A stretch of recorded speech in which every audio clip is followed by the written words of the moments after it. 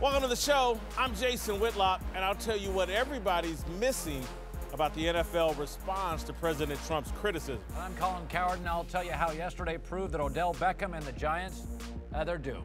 Speak for yourself on a Monday. Starts right now. A heavy Monday. I'm recovering from a 3-day food coma. All right, hello and welcome. We're joined today by Fox NFL analyst Tony Gonzalez and Super Bowl champ Eric Davis.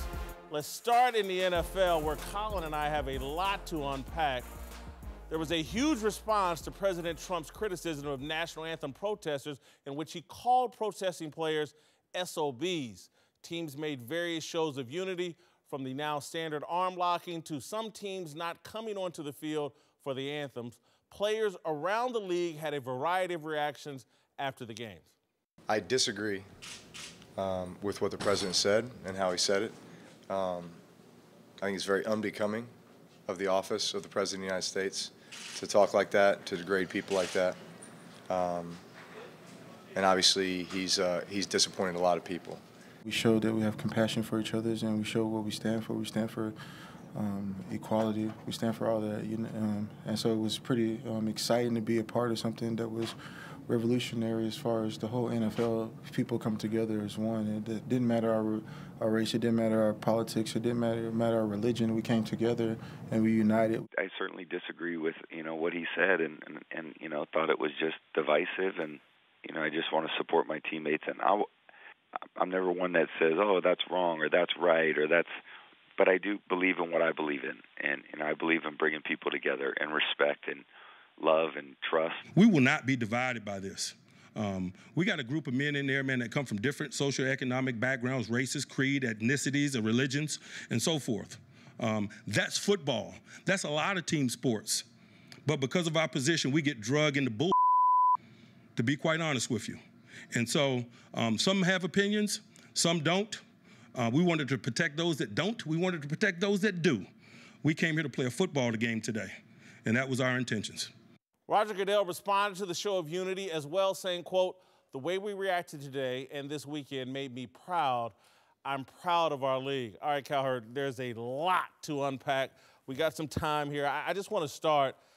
I got to be honest, I didn't like the response. I think that President Trump has demonstrated over the last decade he is a troll, and he will troll anybody.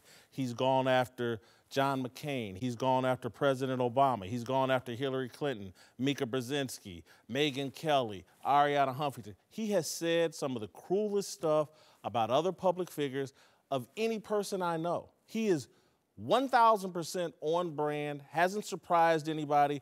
What did we think 70-year-old, abrasive, abusive, disruptive Donald Trump thought about NFL players kneeling during the national anthem? His brand is attached to an old school patriotism and on-your-sleeve patriotism. This is the only thing I thought he thought. He's not being racist in this regard because he attacks and trolls everybody. I thought the response was over the top. We've been trolled, and everybody took the bait. And now something that allegedly, months ago or a year ago, was allegedly about police brutality, and then turned into a conversation about disrespecting the flag and Colin Kaepernick's career, is now a big conversation about Donald Trump. Well, I think most people thought he would segue into more of a mature leader. Even during his campaign, there was a thought that, okay, he'll segue. And then immediately you had the CIA and the FBI was, ho, slow down, stop talking, take Twitter away. He's a troll. You would think our president could do better. This is, like you said, what he is. I was proud of the league. I can only tell you how I feel. I love sports. Nobody's going to ever make me not watch football or hate football. I love how people reacted. I think it's difficult. I think depending on your emotional capacity and these are young men, coaches, owners, alignments with politics. Some are apolitical. A lot of people don't like to talk politics. You get dragged into it. But my two takeaways are I thought Trump would segue into a more presidential, that's what they call it, being presidential. It's gotten worse. And I was proud of the league. I would never myself take a knee at a game. But the reason I love sports, and I think sports has been ahead of the curve on racial relations, the reason I love sports, I like the culture of teamwork. I like helping up an opponent. I like high fives. I like crying during games. I went to a college game with you this weekend. I love the culture of American sports, which is we're all in. We're going to wear this uniform and we're all in. I love it, and I think Trump, for some reason, wanted to divide that. I think Trump is a television critic. And your expectation that he was somehow going to change is like expecting me not to hit the candy dish when the show's over. I am what I am. Yeah. Donald Trump is what he is. And I love the culture of sports as well. And it's always been about putting your differences aside and coming together for one goal. Guys, That's what I saw during games. I think we're looking at a league, to me, that has peaked, a divisiveness, and a conversation has been injected into this league that's going to turn off its base. And so this is off-brand. It's off the television brand. And I'm not sure if the NFL is ever going to fully recover. No, I think the NFL will recover from this because this really isn't about the NFL. You said Trump is who he is, but you have to change. Just like Magic Johnson becoming a front office executive can't do the same thing Magic the player and Magic the ex-player could do. You have to conduct yourself differently. This started with police brutality and trying to find a way to make certain that you brought light to that. This, and it was about a group of citizens whose rights weren't being acknowledged or enforced. And Trump stood up in front of everyone and said, I think it's okay to not enforce rights that people have. That's what he basically stood up and said. And you saw a reaction from the owners. And this isn't about the flag. This isn't about police brutality. It's not about the flag or the game or Trump trolling. This is about a group of people, even that 1%, the owners, they stood up and said, wait a minute, you basically said fire someone for exercising a right. At the highest office in the land, you can't do that. And I'm glad that the owners in the league reacted the way they did. Oh, I agree with all three of you. At the risk of, well, hopefully without echoing just what you say, repeating what you say, the one thing I would add to it, that no matter what his reasons were for doing this, you said he's a troll. Is he jealous because he tried to buy the Buffalo Bills in 2011, and back in the 80s he tried to get a team that they would not let him in, and he maybe he's saying NFL owners, he's going to be like a little baby acting, well, you wouldn't let me in your league, I'm going to try and do whatever I can to destroy the league. But whatever it is, whatever his plans were, I think that obviously they backfired. All he did was unite people. And it wasn't just sports. It wasn't just the NFL. It was all sports. The first baseball player took a knee during his anthem. The basketball players, you see what LeBron James and Steph Curry are saying now. The conversation, like I just go back, I don't know what you were trying to do, but you just united up the whole sports world and the people that watch the sports, the great influence that athletes have in this country over the kids and the adolescents, even the 60-year-old guy sitting on his couch. Tony, I hear you. I hear you, but you got everybody talking about this. There now, are people just killing him. In the stands are yelling at the players to stand up. I listened to a lot of talk radio today specifically just to hear what people were calling in and saying, and I heard hardcore football people, not crotchety old men, but people in their prime say, I'm done. I don't like this kneeling and this protesting. I view sports as an escape. I don't want to deal with MSNBC, Fox News, and CNN when I watch football. Okay, that is a problem for these leagues. But you know what I always sense? A discomfort when Jackie Robinson, Tommy Smith, Curt Flood, black players don't align with your political beliefs or make you uncomfortable. That's what I always see. I've been told sports is dead 1,000 times. When a strong black voice, Jackie, Tommy, Curt, go look at the history of sports. When a strong black voice says, I want an opinion, guess who gets uncomfortable? I went on Twitter this weekend and did a little poking and just pushing, and man, it was racial coding everywhere. You can tell me Donald Trump said it's not about race. You can tell me it's not.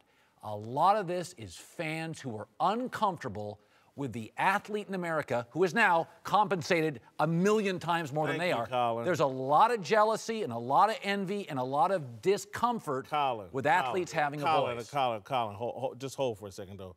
If you're going to go that big, there are a lot of people in America who have had their jobs stolen from them, who aren't living the lives, they're not living the American dream like they thought. And so when they do look out and see a group of millionaires that think they have it bad, they can't relate to that because their lives have been dramatically changed. We all here are comfortably in the 1%. And I'm just telling you, I deal with a lot of people that are not, and of all colors. And America doesn't feel the same to them. And whether we like it or not, Donald Trump speaks to them and for them.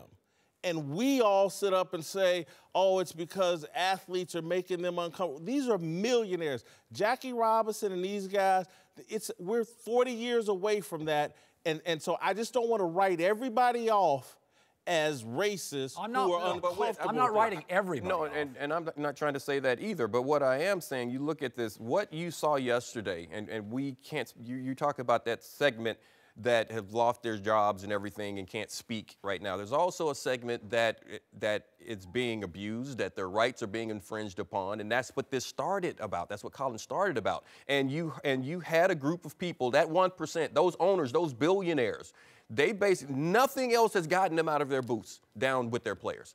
But that comment, it got them down saying, you just basically said that it's okay to infringe. And if you're doing that, maybe these people that are somewhere where we don't see them and we don't relate to them, maybe they are being abused. Okay, but I'm telling you how it's landing with middle America and working class America.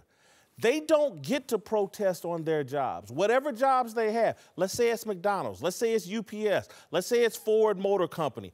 They can't come in and protest on their jobs because they will be fired. Hey, this isn't good for our customer base. You can't wear a Make America Great hat again in McDonald's and offend my customer base. You're fired. And so the players, and you seem to be arguing, well, in the NFL you can, and everybody's just got to deal with it. That doesn't land well with the average American. And again, I just think we all, on every side, need to listen and be respectful of the other. Even if we don't like them or agree with them, just understand they're coming from a place where there's a side to their story, and we need to be open to that. And I just don't want to write them all off as racist because Donald Trump, again, I can go through a laundry list of everybody he's attacked. Everybody. White women, white men, President Obama, vicious attacks. And again, his comments here, not remotely surprising. Yeah, no, but we're not, this isn't really, you said, the question is, what's the reaction to the response? Right. I understand people being uncomfortable, they respect the flag. The flag means a lot of things to a lot of people, I get that. But the idea that when you go into a stadium, that players have to have your opinion. I go to a stadium, they're drunks, vulgarity, fights, the game's never as good as I thought. You go to a stadium, there's no guarantees. Don't go to a stadium. No. Don't go to a stadium thinking you're going to get your opinion. Colin, who goes to a stadium looking for an opinion? Have you ever hey, I'm coming to see Tony Gonzalez's opinion. Yes, I have. No, you go to a stadium to see him compete and play the game. I go to a stadium and I go but again, you're acting like, no one's expecting opinions inside the stadium. I go to stadiums with guys and we talk about the game for hours. But we're also acting like this is going to be an ongoing thing, that this is going to be the new norm for the game. Like I said, the owners came out of the box because of that divisive comment. They came out, they're not going to be out every week. They're not going to come out of that booth every week to hold arms with their players. That's not going to happen. Worse, Tony? No, I think it goes back just like everything else in America. Yes. It's like he's going to keep coming out, and it's on to the next tweet or troll that he puts out there. But I do want to say this, that what you said, I hear what you're saying, Jason. And I agree with you. The thing that you said, we need to come to an acceptance that people are going to have different opinions, that there is the middle America guy who's probably going to be turned off about it, but also there is that person who's been subjugated to police brutality and racism. All these people are out there. That's America. It's a big place. It's a huge place, and everything happens. And people are going to be unsatisfied, and you're not always going to get what you want. You're not always going to get the answer that you want. But it's important that we listen to each other, and we can have conversations like this and grow from it. Because if anything, I think that's what happened this weekend. I agree. I'm hoping we have one more stretch for just one more opinion. I felt like on the field, there were a handful of teams that I thought were more affected by this than others. I thought the Raiders, Ravens, Steelers, Seahawks, and the Dolphins, who came out with "I'm with Cap," if you were really heavy into the Trump thing, you had a poor performance on Sunday. Well, I've said this, I said this last week, we got into this. 2 or 3 cultures in the NFL are very emotion-driven. Seattle with Pete Carroll. It's high-fiving, it's jumping up and down. You know, Belichick stoic, Andy Reid stoic, Jason Garrett no emotion. I thought the teams that tend to be more stoic in their preparation and the optics perform better.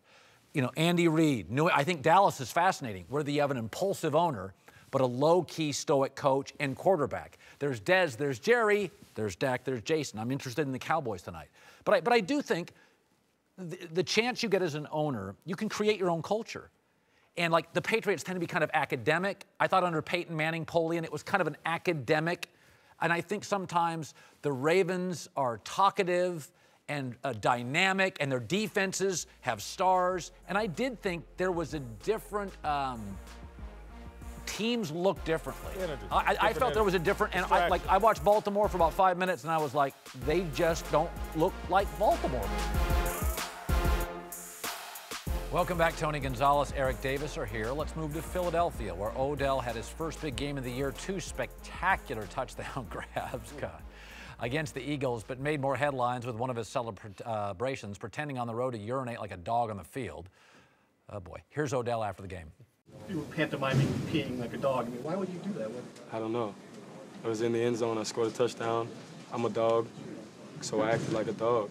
I don't really know it. I didn't know if the rule book said can't hike your leg. He said I peed on somebody, so I was trying to find the imaginary ghost that I peed on.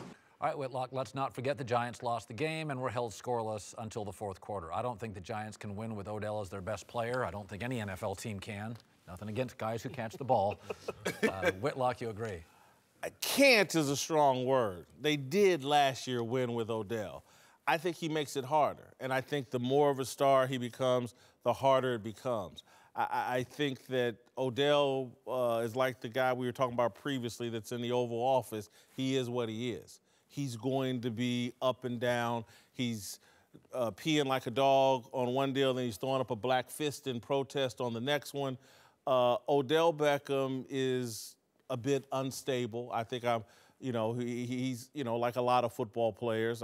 Hell, when I was one, I was probably unstable too. But this is just silly, and I tend to, can't's a strong word, but he sure makes it hard. I think the Giants have a little bit of a cultural crisis here in that they've always had strong coaches, and I think they have a weak one.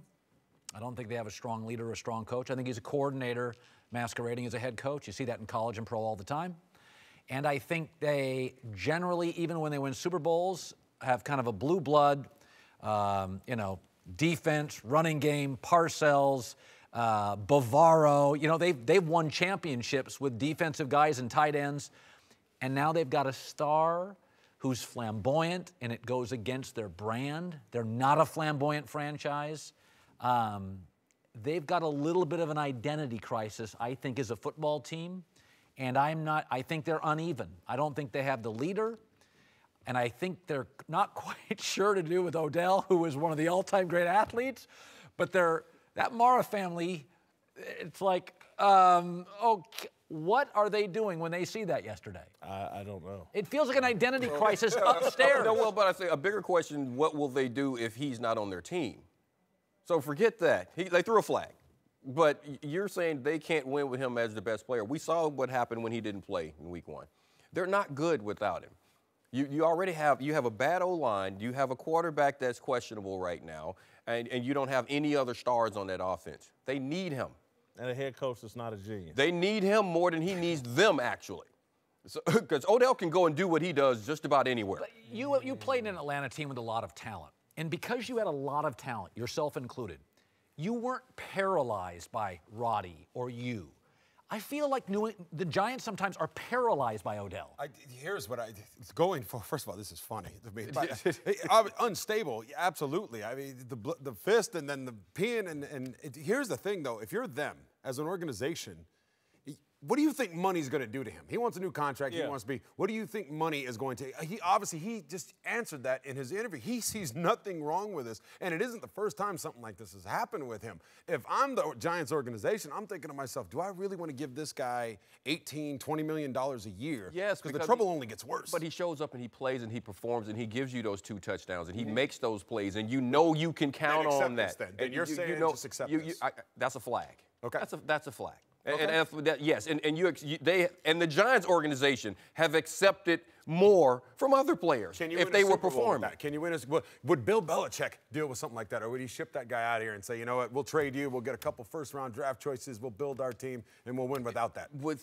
Now you're saying Bill Belichick has Brady. They don't have Brady. See, this is what you're talking about, all the pieces. He's a major piece of winning a championship. Can you win a championship with Odell Beckham? Yes, you can with a player of that magnitude. Okay, but let's go to a graph. I'll go back to this. Again, when you get paralyzed by an individual player that's not a quarterback, like he doesn't translate to wins. And so the quarterback feels like, I have to go to him. And so they do, and he's terrific. But I do feel like the organization, from the Maras down, McAdoo, Eli, yes, he's transformative, but does he, in a strange sort of way, tilt the franchise unevenly toward him and his production? Because it doesn't translate to W's. Listen, I'm in agreement with you because he's not Randy Moss, and he's dominant in a different way. If he were Randy Moss and 6'5" and just completely took the top off of defense and changed the way defenses had to cover you and everything, simplified everything, I'd be right there with you. It's a lot easier to win with Randy Moss than this guy who's a bit undersized, dominant, but not the kind of dominant as Randy Moss. Cam Newton, who somehow looked even worse on the field yesterday than he did after the game. Come on, that's a good look, man. Cam was downright terrible, throwing 3 interceptions as Carolina got blown out at home by the Saints. Cam had a down year last season, but a lot of people, including me, expected him to bounce back this year. But at this point, Colin, I think he's done as a great quarterback. I watched a lot of this game, and particularly early. There was a play early in the first quarter. Cam ran for a first down and did his little first down celebration. And I was watching this. I was like, Cam, y'all down. You're not playing that well. Comes back the very next play, interception. The very quarterback is a reserved, emotionally stable position. It's not a roller coaster ride. Cam's a roller coaster emotionally. Well, It doesn't this is work what at I've that said. I've used the term quarterbackial. This is my problem with our president. There is a presidential expectation. I've always felt I want my quarterbacks to be quarterbackial. Here's what's funny. Russell Wilson has nothing to work with. That O-line is dreadful. The running game is average. Outside of Doug Baldwin, who I love, pretty remedial receiving core. But I watch people hammer Russell Wilson. Cam Newton's he's had stability in ownership, front office, head coach, generally better than average defenses, in a weaker division than Russell Wilson, and people keep defending him. You say he's no longer a great quarterback. Outside of 10 games, when was he a great quarterback? 10 games can do it. They can be. That's what we throw the word great around a lot. Cam has had a great year. Okay, he's had some great seasons. Did I expect Cam to come in? Cam was about where I thought he would be. We were talking about this in the offseason. Yeah. I said he needs to work on his lower body so he can be a more accurate passer. Remember that. But he was injured and he couldn't work out. So I said I thought he would start off, and it's going to take him a while. And he's not healthy. I don't think his shoulder's healthy. So can Cam have more great seasons? Yeah, like Tony, he's a great player. He had great year after great year after great year. That's how you end up a great player. Cam's had some good years. He had a great season when he won MVP. Once he gets healthy and he gets back to being Cam, he has to run the ball. You got to get back to utilizing all the things that made him had a great season. They're trying to keep him in the pocket, and I think that's because he's not healthy. They don't want him to run. You faced him twice a year. What was the feeling from Atlanta's defense? The feeling was when Cam Newton is running the football, when he has that threat, and when they're running that power running game, design run with him, that is when he is at his best. Because then also you have to account for that. He's 6'5", 265 pounds, athletic as all get out, and he'll make you miss. And then also he can throw the ball. He throws a nice deep ball. The shorter passes, I don't think he's that great on. And getting back to that, if Cam can't be Cam, we have to accept that that's a big part of his game is that running, making plays with his legs. He is not a pocket passer. He becomes a very average quarterback. And if he can't do that, then Superman is gone. And you know what? Nor is he the type quarterback that's going to play 14, 15, 17 years like this guy. Yeah. Because his body's not going to allow him. You want him to do what he did to get you to the Super Bowl. Let me see. I'll make a statement. You tell me if it's fair. Is that almost every quarterback in this league that's great? Eli Manning had a better older brother. Brady dropped in the draft. Aaron Rodgers had to play junior college. Matt Ryan had to go to BC.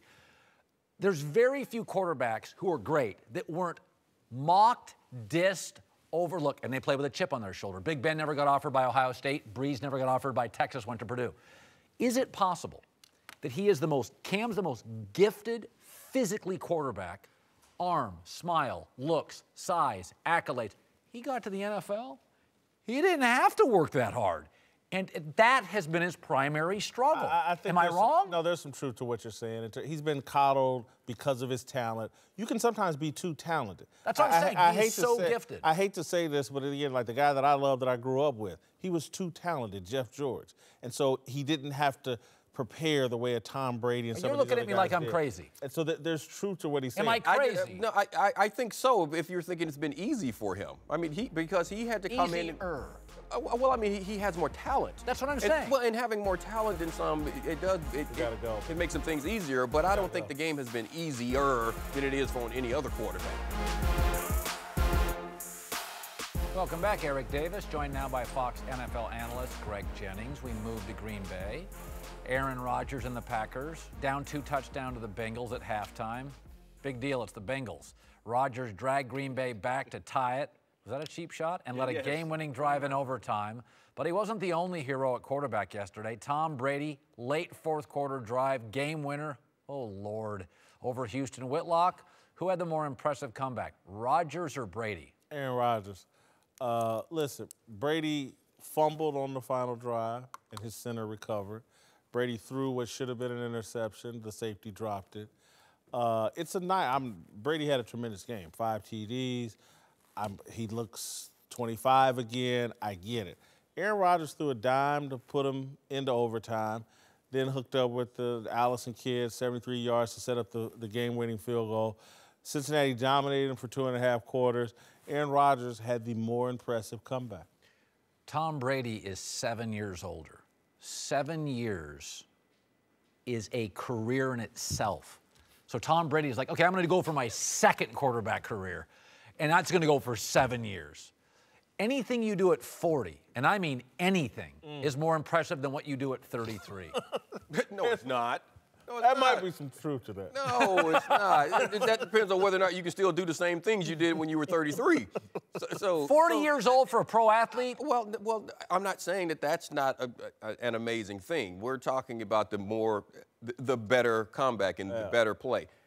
You touched on it. Brady fumbled the ball. An interception should have been thrown. And what happened to the same DB that dropped the interception? He got struck. That's what normally happens if you drop that game winner. You end up giving up the big one. What Aaron Rodgers did is more impressive because of the way he played, his orchestration, not someone else's mistakes. It's just more impressive. Boy. Look, they both were great. Yes, both great days. But I got to go with Tom Brady on this one. He hates Aaron Rodgers. No, I love Aaron Rodgers. I really do. He's honest about it. He really does. I really do. When he doesn't have a mic on, he hates You're authentic about it. Yes, exactly. I'm authentic about it. He's a Favre guy. Go ahead. That's what it is. But the reason why I say that is, number one, when you look at their situation, the Packers, they were down 7 to go into overtime. And it's to win or lose. It's to really lose the game. You can't win unless you go for 2. The Patriots situation is they win if they get the touchdown. Yes. If they don't, they lose. They overcome 2 third downs. He throws a dime of a pass. I don't care if he fumbled. I don't care if he should have had an interception. It didn't happen. It didn't take place. The shoulda, coulda, wouldas didn't take place. What happened was you saw, to your point, a 40-year-old Tom Brady who we all sometimes continue to say he is too old and he's losing it and blah, blah, blah. With a pass rush. I never said that. All right, welcome back to the show. Greg Jennings is back, and we're joined now by the founder of the Big Lead, Jason McIntyre. Let's move to Chicago, where the Bears' Marcus Cooper cost his team a touchdown getting stripped at the 1-yard line after stopping the showboat before he got into the end zone on a blocked field goal return, but that wasn't yesterday's only boneheaded play. Von Miller got flagged by a stupid ref for unsportsmanlike conduct after offering Tyrod Taylor a hand and then pulling it away. These players are both laughing about this. Cowherd, which play was more embarrassing? The Bears, Cooper, he's been in the league like 5 years. Like, come on, you've been on 3-4 teams, grow up. That Von Miller play is what drives me crazy about officials. In a huge moment in a game, the two guys laugh and an official throws a flag. You have to understand the gravitas of the moment. Those are veteran NFL players, and within a second of doing this, they turn and laugh at each other. That is fun. That is football. Aaron Rodgers at the end of the game against Cincinnati turned to the Bengals sideline, and he was laughing. They were sharing a joke. Football players, at times you've been there, laugh. The kid for the Bears, I don't even know. There's one of those a year, college or pro. I don't get it.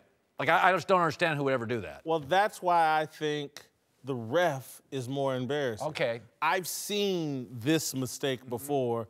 I don't like the Marcus Cooper mistake, but I've seen it before. So you're saying the ref's more embarrassing? Yes. I agree. It's 3rd and 6. The game's on the line. They make a big stop, and you inject yourself into the game because two players are having too much fun for your liking. Yeah, I take my first grader to school, guys, and he does this joke. You know, he puts his hand out, and somebody pulls it away. That's what this was. This was a first-grade moment that Von Miller pulled, and he got a flag for it. Greg Jennings, listen, if you were on the field, my question, I'm watching that unfold. Now, I had the Bills in that game, and I was like, I'll take that penalty because that was a punt and the game would have been over. But if you're on the field watching that, how did people not freak out? I don't understand how nobody on Denver lost their mind. Yeah, that's why I'm with Jason on this one. That's most embarrassing. We've seen, when you look at, and you got to understand the dynamic of a football field and where the refs are. There's 3 refs that are really like smothering the quarterback and the offensive line. Yeah. Someone had to have seen they're laughing.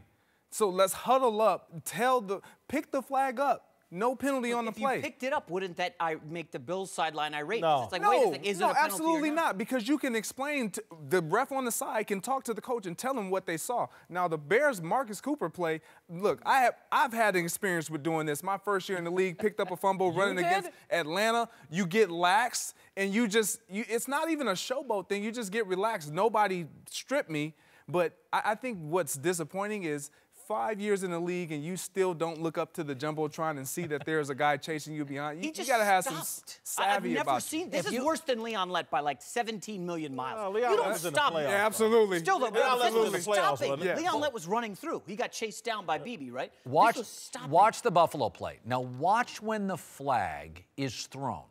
He throws it after he sees him laughing. Yes. It's incredible. I would get he threw it before, saw it, and is reluctant You're to taking me to a very terrible place. What's because that? I didn't like the officiating all day. What do you mean? I just didn't like the. I'm just going In to that game or throughout the league? Why are Throughout you the leaving league, it? I didn't like. What are you I saying? didn't like the officiating. What are you saying? I just, they were too involved. I saw a lot of strange officiating. Do you Man, think that's it was the strangest. mandated? No, I said I didn't like the officiating. I didn't say it was mandated. I said I saw a lot of strange calls. But you could it do was that crazy. every weekend. There were questions. No, I like just saw. Richard Sherman should have been thrown out of that on that dirty hit out of bounds, right? I was flipped out when I was watching that game myself. I don't understand how you don't see that, but that's another story. I thought it was a great football day. You had friends over, so you didn't watch as much football. Yeah. I thought it was one of the best weekends of football I've seen in a long time. I thought the officials were too involved. They were. As they always Detroit are. Lions, prime example.